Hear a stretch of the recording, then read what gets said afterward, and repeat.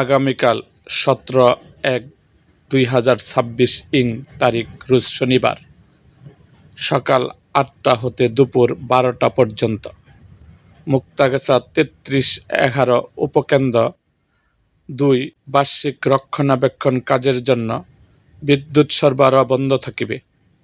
এলাকাসমূহ মুক্তাগাছা উপজেলা পরিষদ, হাসপাতাল, ফায়ার সার্ভিস, নতুন বাজার, সত্রাশিয়া, কুমারগাতা, খুকশিয়া, মালতীপুর, গন্ধবপুর, পয়ারকান্দি, লিচুতলা বাজার, মনতলা, বেগুনবাড়ি, রামভদ্রপুর, খিরুয়াজানি, ভাষাটি, শ্যামপুর, পলসা, গড়বাজাইল, ফিটিবাড়ি, নবীনগঞ্জ বাজার, ঘুষবাড়ি, সৈয়দগ্রাম, শস্যমালা।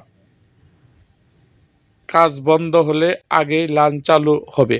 সম্মানিত গ্রাহকদের সাময়িক অসুবিধার জন্য কর্তৃপক্ষ আন্তরিকভাবে দুঃখ প্রকাশ করেছেন। এরকম আরও ভিডিও পেতে এবং মুক্তাগাছার নানা ঘটনা ও ইতিহাস জানতে আমাদের মুক্তাগাছার ইতিহাস মিডিয়া ইউটিউব চ্যানেলটিকে সাবস্ক্রাইব করুন এবং পাশে থাকা বেল আইকনটি বাজিয়ে দিন।